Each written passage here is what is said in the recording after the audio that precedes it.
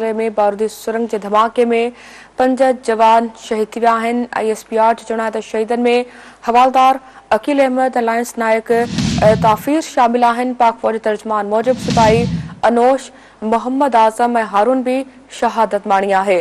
अवां खे अहम ख़बर ॾींदा हलूं। कुरम ज़िले में बारूदी सुरंग जे धमाके में 5 जवान शहीद थी विया आहिनि। ISPR जो चवणु आहे त शहीदनि में हवालदार अकील अहमद ऐं लाइंस नायक ताफ़ीर शामिल आहिनि। पाक फौज जे तर्जमान मूजिब सिपाही अनोश, मोहम्मद आज़म ऐं हारून भी शहादत माणी आहे।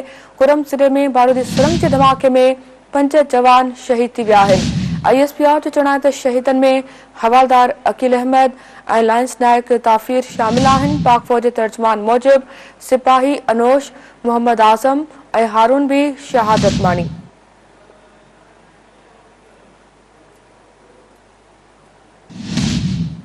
कुरम ज़िले में बारूदी सुरंग जे धमाके में 5 जवान शहीद थी विया आहिनि।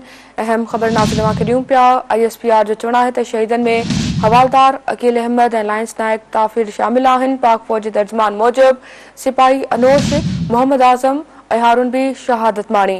कुरम ज़िले में बारूदी सुरंग जे धमाके में 5 जवान शहीद थी विया आहिनि। ISPR मूजिब शहीदनि में हवालदार अकील अहमद ऐं लाइंस नायक ताफ़ीर शामिल आहिनि। पाक फौज तर्जमान मूजिब सिपाही अनोश ऐं मोहम्मद आज़म ऐं हारून भी शहादत माणी आहे।